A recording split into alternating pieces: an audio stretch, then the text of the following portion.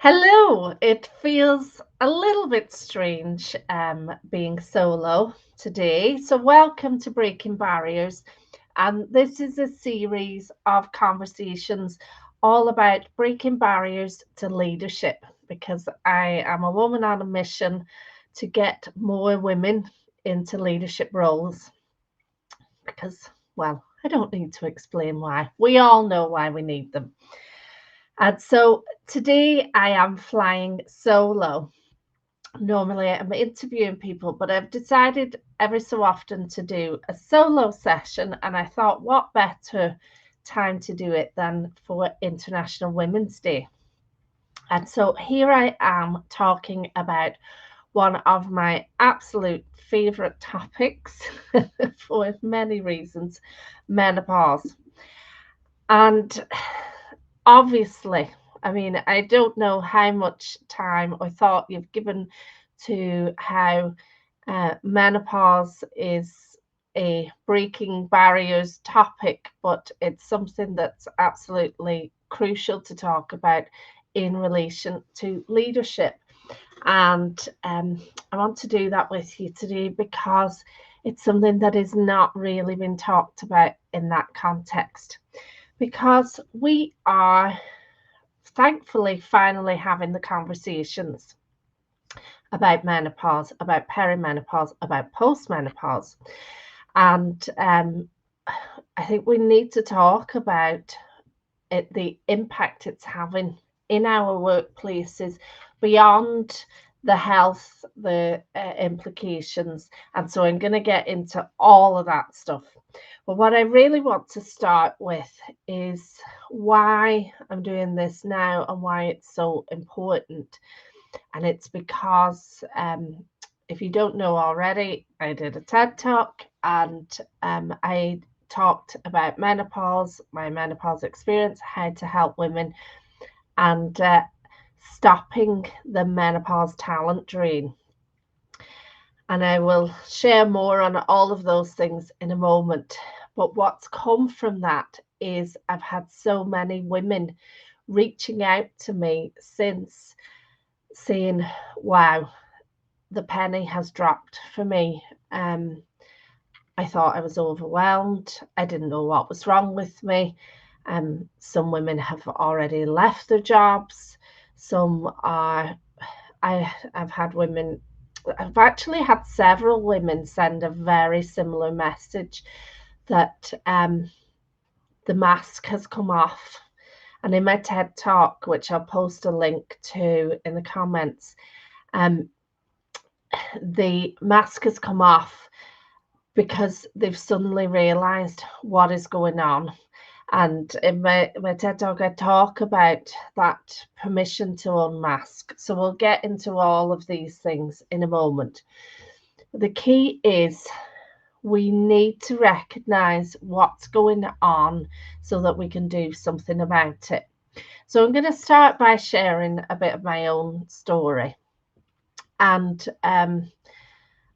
did I think I would be sharing my menopause story on a global platform, telling people about private and intimate things in my life? No, I never did think I would do that. But I feel I have a duty because I don't have an employer. I don't have anything to fear or it's not a great risk for me.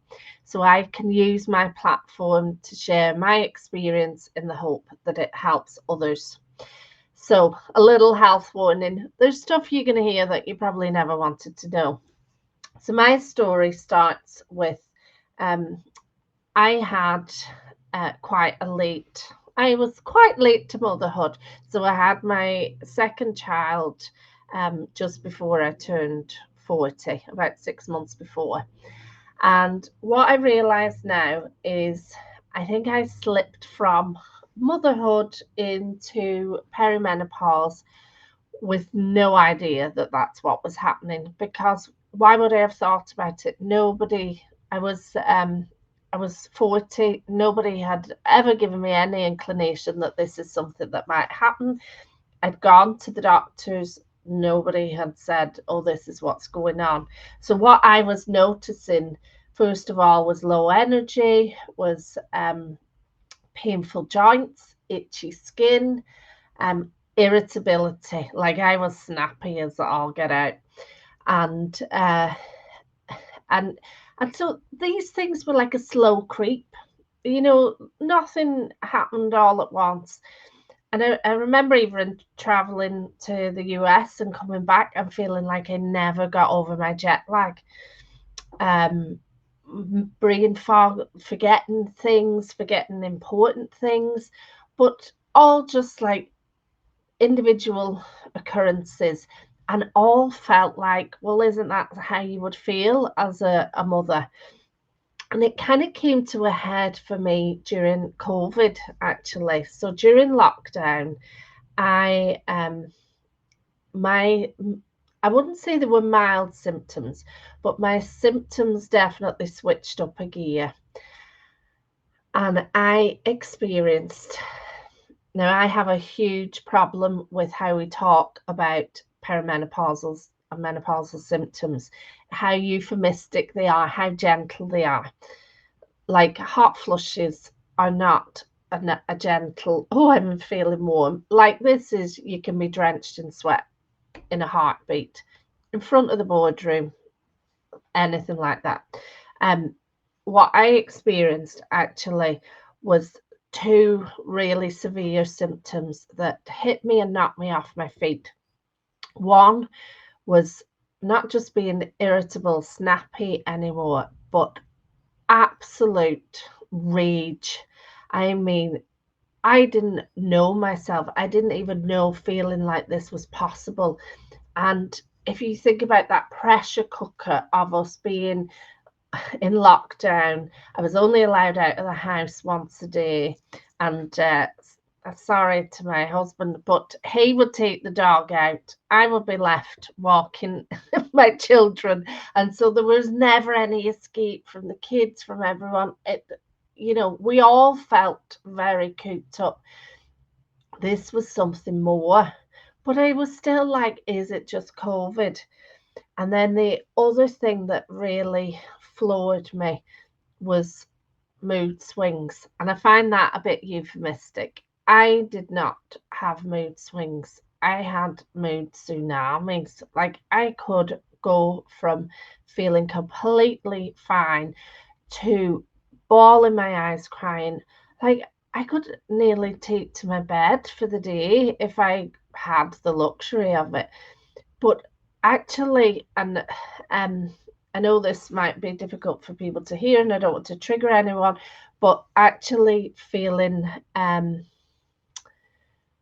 suicidal. So I would picture myself walking in front of a bus, and so this absolute rage where I could have put a hatchet through my husband's head, especially when he took the dog out for a walk and I was left with the kids again. And I'm laughing now because I can, but it felt so real. I was so angry. I was in a rage. And then this low depressive state that would hit me, and I felt like I couldn't do anything, and life wasn't worth living. And so those symptoms, in a weird way, I feel a bit grateful for, because first, I've never felt them before, thankfully, not at the level I did. But secondly, because they were a real wake-up call, there's more going on here. I think there's something going on. And so my strategy is to go down a rabbit hole of reading. Turns out I've ADHD, and menopause became my special interest, or getting to the root of this problem did. Anyway, so I share those things, and goodness me, I've had every symptom going before and since. There's apparently 34 recognized symptoms. That's not necessarily true, because menopause is essentially a hormone deficiency, and estrogen interacts with every single cell in your body. And so when you lose that level of hormone, it can have such a far reaching impact. So I always say I feel like I've had 250 of the 34 symptoms, but I think nobody really knows just how many symptoms there are, because I don't think they really have tracked just the level of impact of estrogen throughout the body. And so I'm sharing here with you today in the hope that maybe this flicks a switch for you and helps you realize, maybe I'm not just tired. I used to joke that I had dementia, which is not a very funny joke, but it was my way of dealing with forgetting really big, meaningful things. And so I want to help other people recognize what's going on, so that they can maybe see it before I saw it. And there's another reason why. So I mentioned these women that are reaching out to me and saying, you know, you've made me realize that this is maybe what's going on with me. So there's a big reason why this is going to become a global problem, a massive workplace problem, is because women are leaving the workforce. They're either left, they're thinking about it, they're stepping down in big numbers. And Royal London did a piece of research quite recently that said 50% of women are considering leaving the workforce altogether because of their menopause experience. And so let's look. Like, the landscape is already unequal, the landscape is already uneven. We don't have enough women at the top. And if we're not doing what's needed to support women in this critical time, then we're going to lose them from critical positions. We're going to lose the progress we've made. And this is why I felt it was such an important International Women's Day topic to cover, because this year's theme, according to the UN, not the pretend theme, is invest in women, accelerate progress. We need to invest in women at this critical stage of life, because we can't afford to lose them. There's 13 million women currently in the UK experiencing perimenopause, menopause, postmenopause. Well, probably more postmenopause, but in that perimenopause, menopause moment. And so, what do we do? Apparently, according to Bupa, 1 million women have already walked out of the doors. And so this expression has been coined the menopause talent drain. We need to stop that menopause talent drain, because we just can't afford to lose that talent. We can't afford to lose that perspective. We can't afford to lose these magnificent women that are carrying businesses, that are changing culture, that are leading with such force and such impact. And what do we do when they're gone, if they walk out the door? And so I'm going to share with you two clients that I've worked with in the last couple of years, both at quite senior levels. So one's a CEO, and I never use people's real names. We'll call her Mary. So Mary is a CEO, and she was brought in to turn around a failing business. Like, it was on its knees, it was on its way out, and she was brought in to turn it around. And boy, did she do that. She transformed that organization from going broke to mega profits. She transformed the culture. She brought everybody along with her. People loved working in this business. And obviously, she gave it her all, as we do. But when perimenopause hit her, she was ready to walk out the door, partly because she was exhausted, partly because she felt like she couldn't do it anymore. But she felt anxiety. She felt unable to step up and keep going. She felt like she had nothing, no value to add. She couldn't see her impact anymore. And so she was ready to leave, which brings me to another leader that I work with. We'll call her Tanya, who actually did leave. She had been nailing it for years in the business world, was C-suite, top of her game, high performer, like loved globally in her organization. And she actually did walk out of the door. Only after a year did she realize what was going on and recognize I still have more to give. I can still do more. And so this is what we've got to stop. Now, we may not always see sweet, and that doesn't matter. We can't afford you leaving the workplace at any level, especially when it's because of the hormones. It's because of the lie of those hormones. It's because of something that you can be helped with, you can be supported with, that can be prevented. And so, of course, we can blame, a bit like I was in COVID. I had two small children.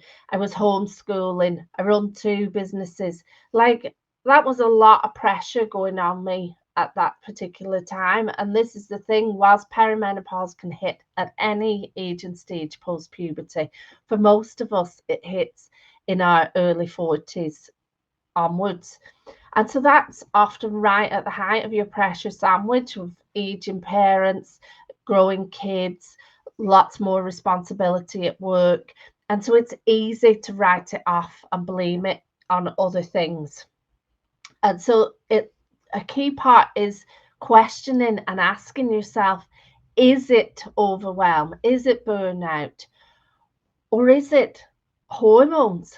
Am I in that stage of life that nobody warned me was going to hit 10 years before I was expecting it? Or even younger, like I've spoken to women in their 20s, their 30s, who've gone through this completely alone because they felt unable to talk to anybody about it because of the stigma, because of it being the butt of jokes, because of it, you know, being something that we just didn't talk about.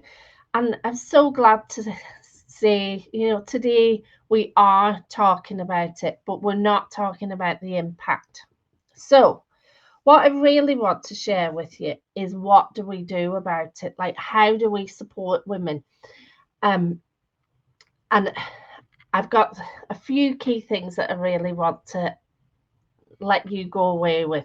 So I support women through coaching, and I work with organizations as well. And what I want to say to you, first of all, as an individual, go and speak to your doctor and don't accept no for an answer. Like, that's the given. But don't expect HRT or whatever treatment plan you choose to follow. Do your research, pick the right one for you. Don't believe the nonsense that's out there. Do your own research. But that is not going to solve all of the problems. And here's why. One, you're always going to have this hormone deficiency. And HRT or whatever it is can really help and can make a massive difference. I am here today because of it. But the other thing is there's quite a lot of other pressures, things that you've been carrying, a load that you've been carrying probably alone for too long. And so I want to help you see a few options ahead. And firstly, as women, like, unfortunately, we seem to have to change the system for ourselves, which is bullshit, I know. But I think firstly we have to demand more. Demand more at home, demand more support, demand a more equal partnership, demand help. Stop carrying the load alone. And what you find with perimenopause and menopause is that you find you probably can't do it anymore and you have to start demanding more. So that's the first thing. But demand more at work too.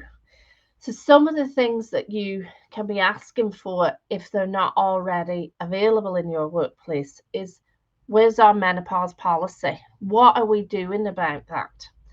Speak to your manager about it. Pull together women and say, okay, let's demand this. What awareness is there? What training can we do? Because a big part of it is being able to have great conversations, safe conversations. And as an organization, is for you to provide a safe space to do that. So if my manager is a 30-year-old white male, I just say that because so many of them are. But if they are, like, how am I going to have that easy conversation with them? You really need to think about how you're supporting those conversations and how you're enabling them to make them happen. And then it's about suitable accommodations. So what can you do to support women in your workplace? And one of the things that really needs to happen, so I'm seeing this across the board, is people being pushed back into the workplace. Oh, nobody's doing any work at home. Let's stop this hybrid working nonsense. We don't need it. Well, I'm telling you right now, we do need it. And so there's people in all marginalized areas of life that need hybrid working. I'm not here to fight their corner today, but I do fight it on many other days. But today it's for women dealing with menopause. So if you are dealing with hot sweats, if you're dealing with incontinence, if you're dealing with blood floods, if you're dealing with anxiety, if you're dealing with insomnia, these are all challenging symptoms that women face. I'm getting emotional. Women face at this time of life. Let them bloody well work from home when they need to, because that can be life changing. And also let them have the day off when they need to. Like, let's be real. But quite often it is just having that safe space, being able to work from home, not feeling the fear of, are my clothes going to end up drowned in blood? Like, who wants to go to work in that environment when I can be at home, I can be comfortable, I can feel safe, that I'm not going to be humiliated? That's the type of thing that we need to see happening. So get fighting for your hybrid working. And this is all of you, men, women, we all need to do that. There's so much more we can do. Do you know what the best thing you can do to support women is? Blooming well, ask them. It's the same in any aspect of diversity, equity, and inclusion. We cannot assume we know the answer because everybody's experience might be different.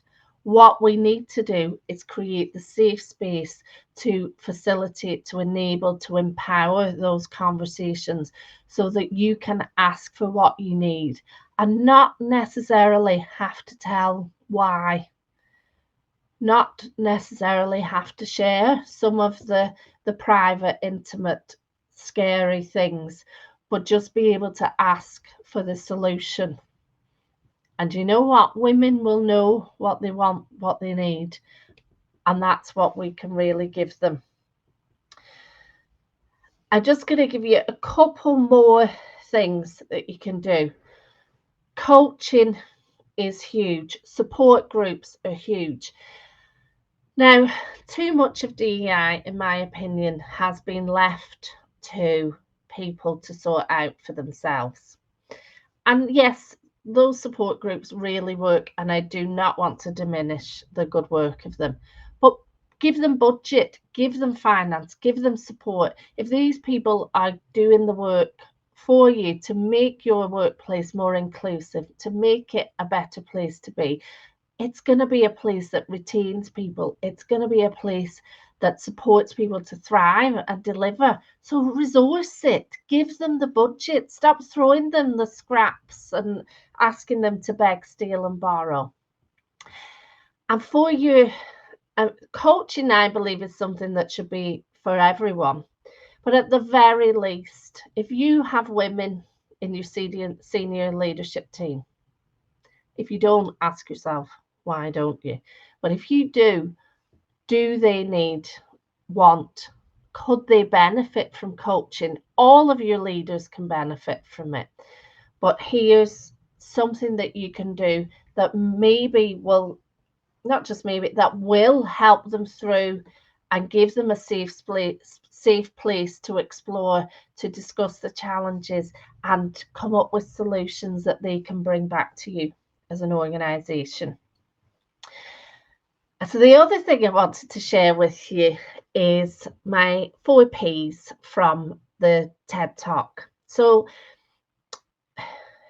it can be such a challenging time and experience to go through perimenopause, which is the major part of it. Menopause is just one day, if you weren't aware of that already. It's the anniversary of a year of not bleeding, so it's one day. Perimenopause is the culprit, as I like to say, running riot through your body up to a decade before. And so something I have learned from supporting women. So I've been coaching women exclusively for close to 10 years now. In that time, I've worked with over 10,000 women. In that time, very many of them have been perimenopausal, whether they knew it or not. And here's something that I have learned that really, really helps. And this can help you as an individual, and it can be something that you can tap into to help those around you. Because whether you're a long way from perimenopause, whether you are somebody that will never experience it, we all have a role to play in supporting others and also helping ourselves. So I'm going to share with you my 4 Ps model, which is, I like to think of it as an anchor in the storm of what this experience can be. And so the first P, I have seen women just get totally lost in this time, and they become untethered from what are they there to do, what is it they're all about, why are they here, should they just jack it all in, because they can no longer see their purpose. And so that P of purpose is all about asking yourself, what's really important to me? You know, before all this happened, before I started to feel like this, how did I see myself? What did I see my purpose as being? And if you're observing this with somebody else, like, why not remind them of their purpose? Help them see and help them remember. Like, you have had such an impact doing this. You know, I've always seen you light up because of this. Have you just lost that sense of purpose for this moment? The second P is potential. And this potential, I feel like, is something that gets forgotten. So women or people that are going through this can really feel like, I don't know who I am anymore. I don't know what I'm capable of. I just don't know if I'm good enough anymore. And so they forget that they have all of this amazing potential within, and it may be clouded, it may be buried in all of this experience for the time being, but that doesn't mean to say that that potential is lost. Like, that's the lie of your hormones. It's just on pause. Like, think it's menopause, those things are on pause. So I want you to reconnect with that potential, to ask yourself, what did I believe was possible, that I was capable of? What did I dream about? What might my potential be? And supporting somebody else, remind them of their potential, remind them what you see in them, remind them of their impact. And I find coaching women, when you help them see their potential, while they can't see it for themselves, quite soon they come back to it and they reconnect with it and they realize, I still have more to give. Because the alternative, when they can't see it, is they walk out of that door. And in some cases, that may be the right thing, but it's about doing it for the right reasons. And maybe they just need a pause. My third P is people. And so no person is an island. No person succeeds alone. We all need support. We all need a support system around us. And that is something we can ask for. So as women, we're so used to powering through, to being the answer to everybody else's problems, to carrying on. What if you ask for some help? Start with your GP, start with a trusted friend, start with me. Like, whoever you feel the right person to reach out and ask for help from, do it. People love to help. And as an ally, as a supporter, as a friend, offer help. Be there. Be the person that backs them up, be the person that pushes them forward, be the person that lightens the load. Jesus, we really need that. Perimenopause or not, start lightening our load. And the final P is permission. And for me, this is the most important P, because as women, we often don't give ourselves permission to pause, to stop, to take a breath, to we don't give ourselves the grace or time to recover, to restore, because there's always so much more needs done. But we need to give ourselves that permission, the permission to unmask, the permission to just not be okay for a little while and say, this is where I am right now. And for others, it's about, when you're supporting, give permission to take that break, to stop, to take time out. Because so often we struggle to give the permission ourselves, and so often we don't feel it's ours to give. So be there and give that permission. And so what I will say to each and every one of you is that the main thing that we can do for ourselves, for others, is give support, ask for support. And so my call to action for each of you right now is, speak up if you can. Not everybody can. So I'm here speaking up for those that can't. But speak up to who you can, when you can, and share your story if you can.